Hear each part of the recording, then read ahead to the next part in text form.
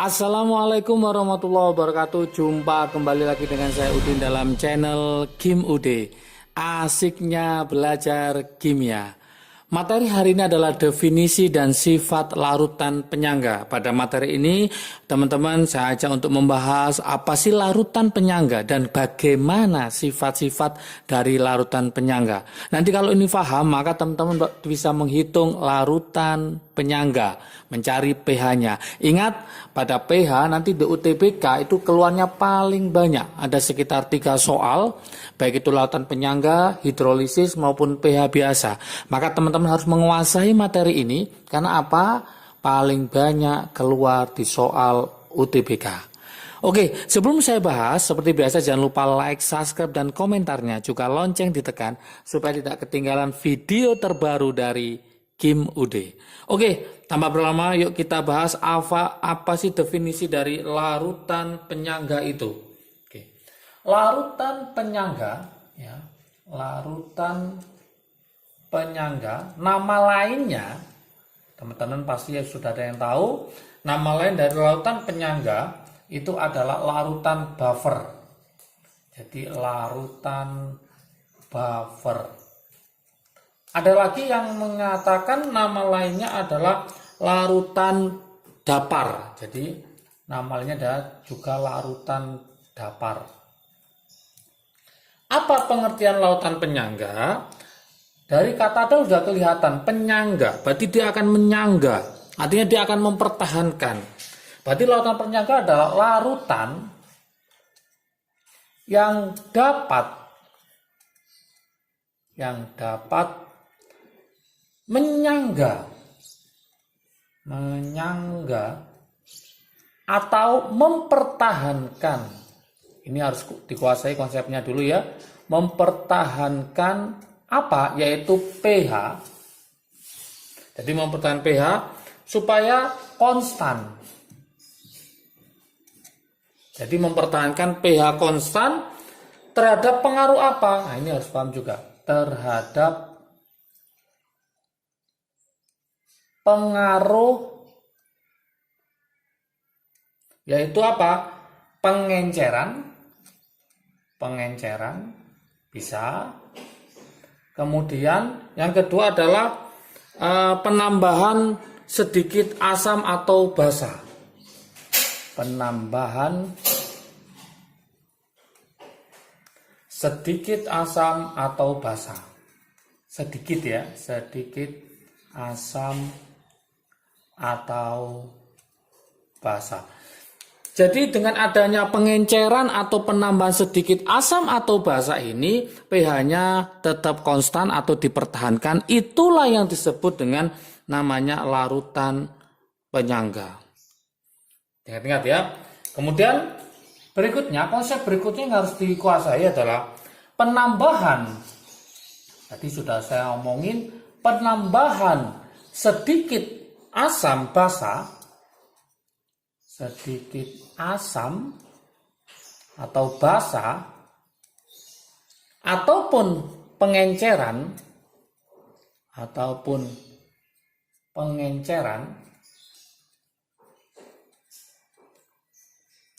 ke dalam larutan buffer, atau yang disebut tadi adalah penyangga.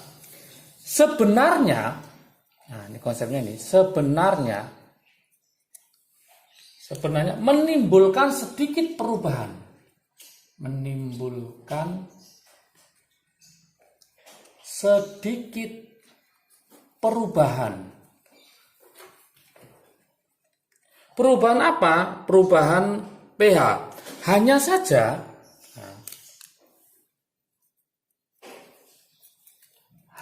saja penambahannya sangat kecil. Jadi terjadi perubahan, tapi ternyata penambahannya hanya kecil. Hanya sangat kecil.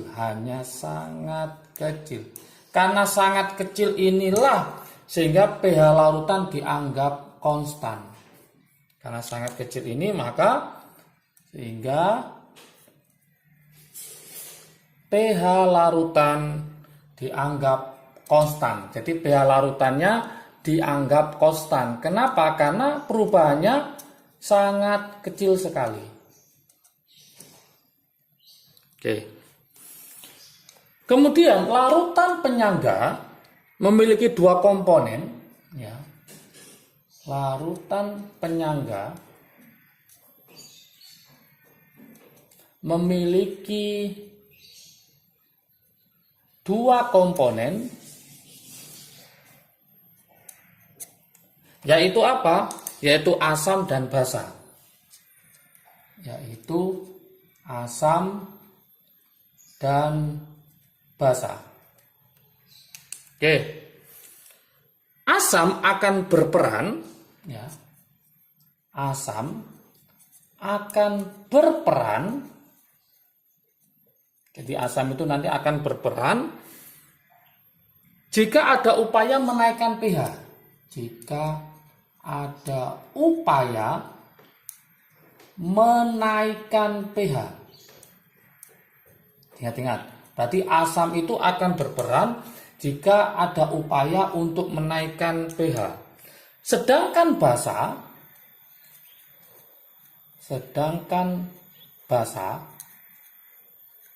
akan berperan jika ada upaya untuk menurunkan pH, ya. Sedangkan basa akan berperan jika ada upaya untuk menurunkan pH. Ini konsepnya harus jelas. Menurunkan pH. Jadi intinya asam itu berperan untuk menaikkan pH, sedangkan basa itu berperan untuk menurunkan pH. Oke, seperti itu. Asam basa ini nanti, ya. Asam basa ini merupakan pasangan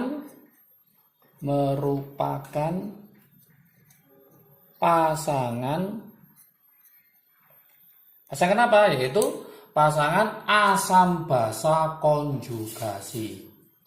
Asam basa konjugasi. Oke, asam basa konjugasi sudah saya bahas pada teori asam basa. Silakan nanti dipelajari.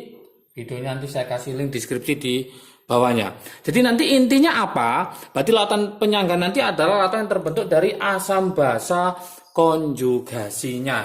Gitu. Setelah teman-teman paham tentang definisi dari lautan penyangga, maka teman-teman harus paham tentang apa? Sifat larutan penyangga. Jadi ada sifat larutan penyangga. Sifat larutan penyangga. Oke. Gimana sifat larutan penyangga? Yang pertama adalah larutan penyangga asam. Yang pertama adalah larutan penyangga asam. Gimana larutan penyangga asam ini? Artinya apa? Ini harus juga paham. Larutan penyangga asam artinya mengandung asam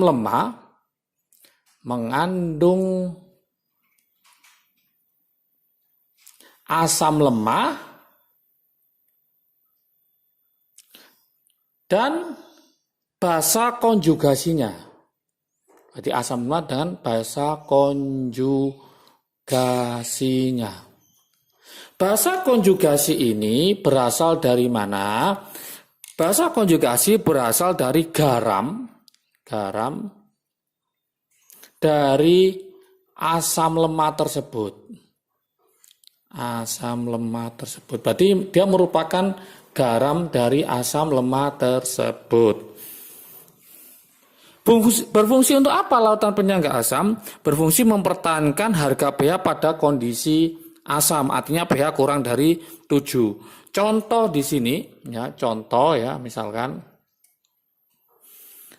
ada CH3COH dengan CH3COONA. Kalau kita lihat, ini adalah asam lemah, yang ini adalah basa konjugasinya yang berupa garam dari asam lemah tersebut. Berarti ini tak tulis ini adalah asam lemah. Asam lemah, ini adalah basa konjugasinya. Basa konjugasi ini dari apa? Dari garam yang berasal dari asam lemahnya. Contoh yang lain, misalkan H2CO3. H2CO3 dengan NaHCO3. Kalau kita lihat di sini, ini merupakan asam lemah. Yang ini merupakan basa konjugasinya. Dari mana? Dari garam. H2CO3 sama HCO3- kalau dalam bentuk ion ya. Berarti ini merupakan basa konjugasi. Basa konjugasi yang ini tetap sebagai apa? Asam lemah. Inilah nanti yang disebut dengan namanya larutan penyangga asam. Yang kedua itu adalah larutan penyangga basa. Larutan penyangga basa. Oke. Larutan penyangga basa, kalau penyangga asam, dia mengandung asam lemah dan basa konjugasinya, maka untuk penyangga basa, itu adalah mengandung basa lemah,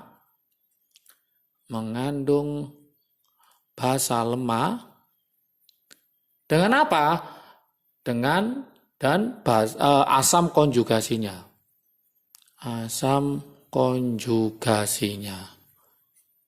Oke, jadi ingat-ingat. Asam konjugasi itu apa? Nah, ini harus paham juga. Dia adalah garam, merupakan garam dari basa lemah tersebut.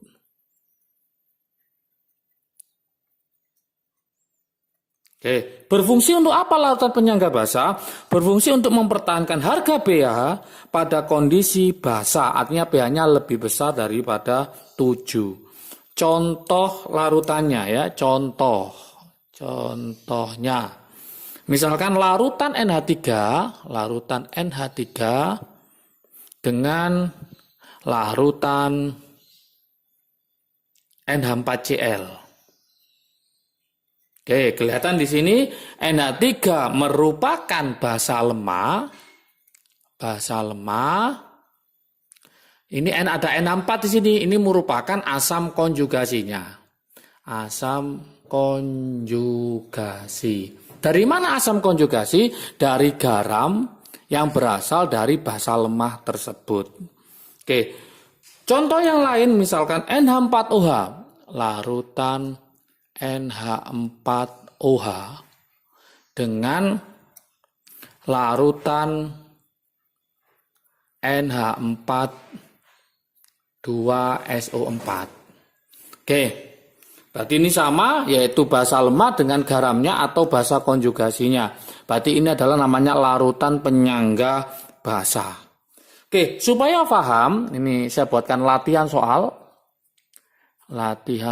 Silakan nanti dikerjakan. Kalau sudah mantap, sudah yakin, langsung ditulis komentar ya. Semoga saya tahu tingkat pemahaman teman-teman semua. Oke, soalnya gimana? Nah, ini seperti ini. Tuliskan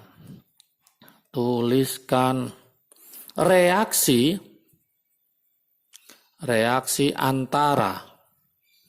Yang pertama adalah CH3COOH dengan KOH. Oke, kemudian H2CO3 dengan NaOH. Oke, yang ketiga adalah NH4OH dengan HBr. Setelah itu tentukan, tulis reaksinya dulu, kemudian tentukan pasangan dari larutan penyangga tersebut. Penyangga tersebut. Oke, maksudnya apa? Nah, berarti kayak seperti ini nanti NH3 sama N64Cl, H2CO3 sama NHCO3, CH3COA sama CH3CONA. Maka teman-teman harus menentukan siapakah pasangan asam basa konjugasi untuk membentuk larutan penyangga. Inilah definisi dan sifat larutan penyangga. Video berikutnya nanti ada peranan larutan penyangga dalam kehidupan sehari-hari. Kemudian ada lagi perhitungan larutan penyangga baik cara langsung maupun cara tidak langsung.